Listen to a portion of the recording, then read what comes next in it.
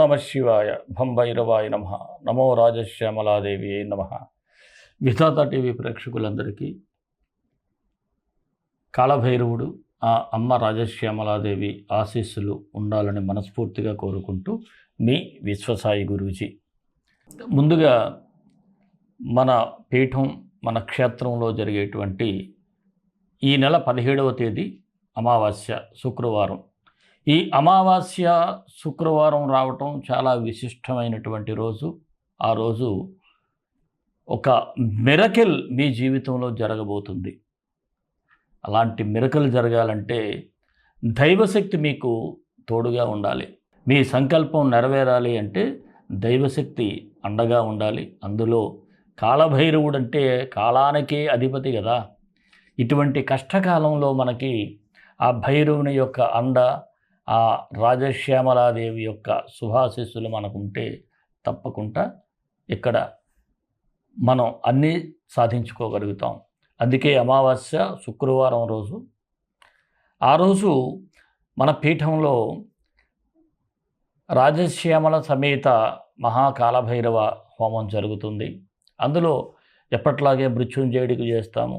అలాగే కాళభైరవుడితో పాటు భైరవీ మాత, ఎందుకంటే మన క్షేత్రంలో విశేషమైనటువంటి స్వామివారే కాదు, ఇక్కడ అమ్మవారు కూడా కొలువై ఉండటం.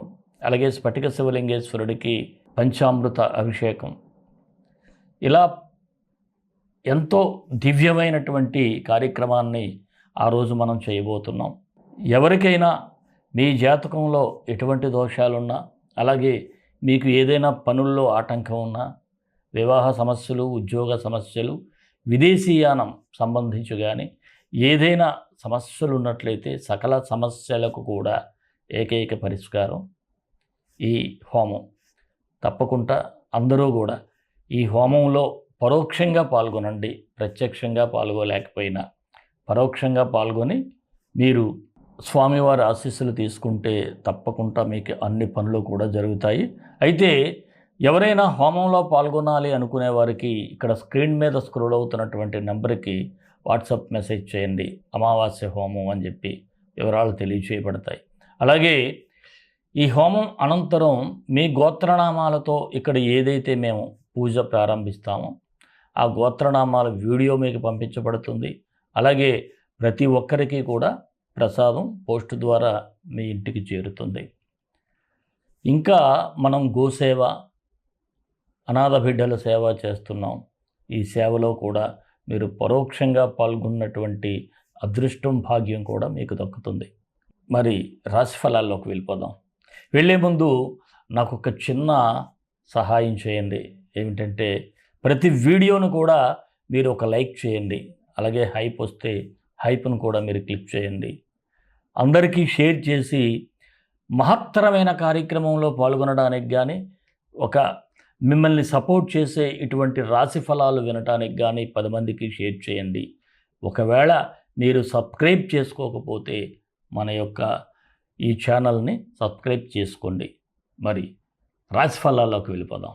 సింహరాశి ఏప్రిల్ 16 నుంచి 30 వరకు ఈ సింహరాశి వారికి ఎలా ఉంటుందో ఒకసారి పరిశీలన చేద్దాం. ఈ రాశి వారికి రాస్యాధిపతి అయినటువంటి సూర్యుడు అంటే రవి మేషంలో ఉచ్చ స్థితిలో సంచరించటం అంటే భాగ్యంలో సంచరించటం మీకు చాలా అనుకూలంగా ఉంటుందని చెప్పాలి. ఒక బంపర్ ఆఫర్ కూడా మీరు పొందబోతారు. అందువలన మీకు మళ్ళీ సూర్యుడు ఉదయిస్తాడనే చెప్పాలి. ఎందుకంటే సింహరాశికి అధిపతి సూర్యుడే కదండి. పరిస్థితులకు అనుగుణంగా, పరిస్థితులకు తగ్గ విధంగా ప్రవర్తించినట్లయితే మీరు గొప్ప విజయాన్ని సాధిస్తారు.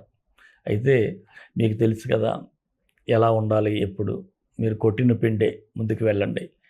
అలాగే ఎలాంటి పని ఇచ్చినా సరే మీరు వెనకంజ వేయరు, ధైర్యంగా ముందడుగు వేసి అది పూర్తి చేస్తారు. ఆధ్యాత్మిక క్షేత్రాల సందర్శనపై కూడా కాస్త ఆసక్తి అయితే కనిపిస్తూ ఉంది. ఆర్థిక విషయాల్లో జాగ్రత్తగా ఉండాలి. సొంత ఆలోచనలపై పూర్తిగా ఆధారపడి ముందుకు వెళ్ళటం అయితే అంత మంచిది కాదు. ఎందుకంటే ఏదైనా పని చేసేటప్పుడు ఏదో మీరు ఒక ఎమోషనల్ డెసిషన్స్ తీసుకున్నట్లయితే ఇబ్బంది పడతారు. అందువల్ల ఎవరైనా అనుభవంతో కూడుకున్నటువంటి వ్యక్తుల్ని మీరు సలహా సంప్రదింపులు చేసి ఆ తర్వాత ఒక నిర్ణయానికి రండి. అంతేగాని ఆవేశంలో నిర్ణయాలు అయితే తీసుకోవద్దు. అలాగే మీరు ఏదైనా గృహ నిర్మాణ ప్రయత్నాలు చేస్తున్నట్లయితే మీ అభిరుచికి అనుగుణంగానే ఆ గృహ నిర్మాణం చేయాలనేటువంటి ప్రయత్నం చేస్తారు. అలాగే జీవిత భాగస్వామితో ఉన్న అభిప్రాయ భేదాలు కూడా తొలగించుకునే ప్రయత్నాలు అయితే కనిపిస్తూ ఉన్నాయి. ఇంకా పాత వాహనం అమ్మేసి కొత్త వాహనం తీసుకోవాలన్నటువంటి ఆలోచన కూడా ముందుకు వస్తుంది. దానికి అనుగుణంగా మీరు ముందుకు వెళ్తారు కూడా. అలాగే కోర్టు కేసులలో మాత్రం వాయిదాలు అయితే పడుతూ ఉంటాయి. ప్రస్తుతానికి సమస్య పరిష్కారం అయ్యే సూచన అయితే కనపడటం లేదు. ఇంకా రుణాల విషయంలో అప్పు చేయటం కంటే, అప్పు చేసి పప్పుకూడు తినే కంటే కాస్త గెంజి అన్నం తినటం బెటరు. ఇది మాత్రం ఆలోచించుకోండి.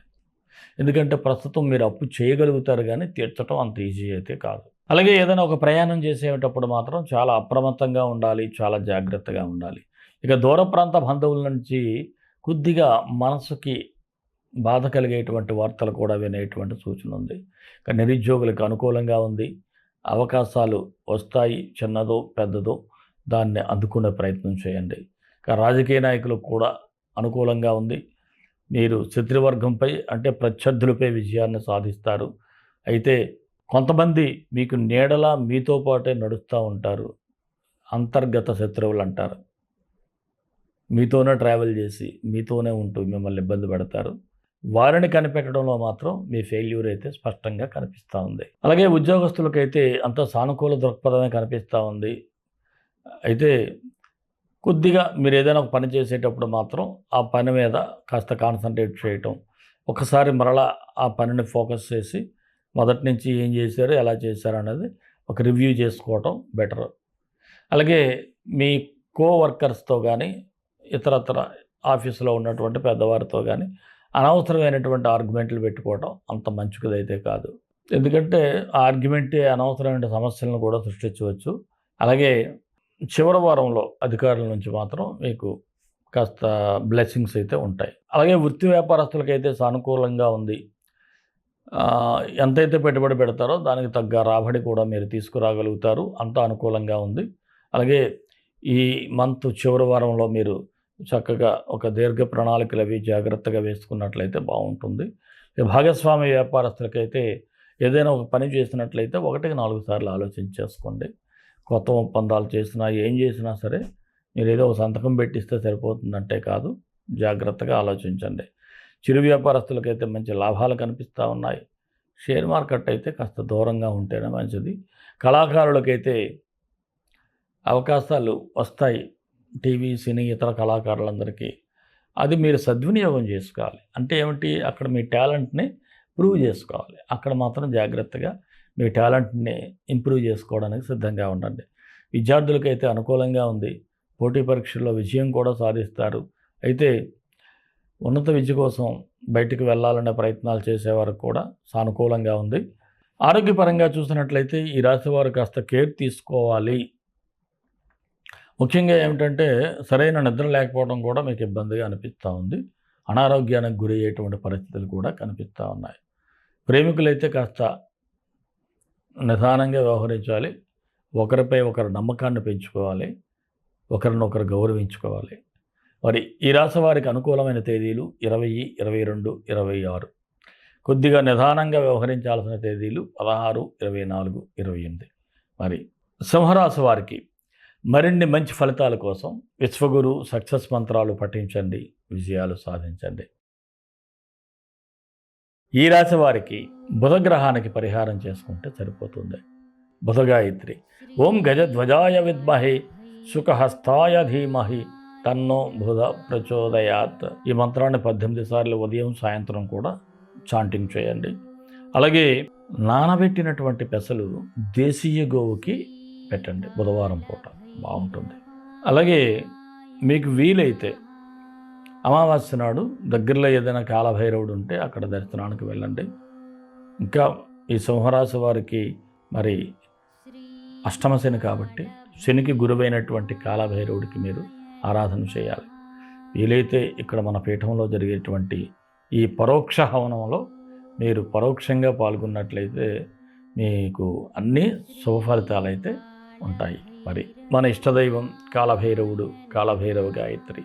కాళకాళాయ విద్మహే కాళాతీతాయ ధీమహి తన్నో కాళభైరవ ప్రచోదయాత్.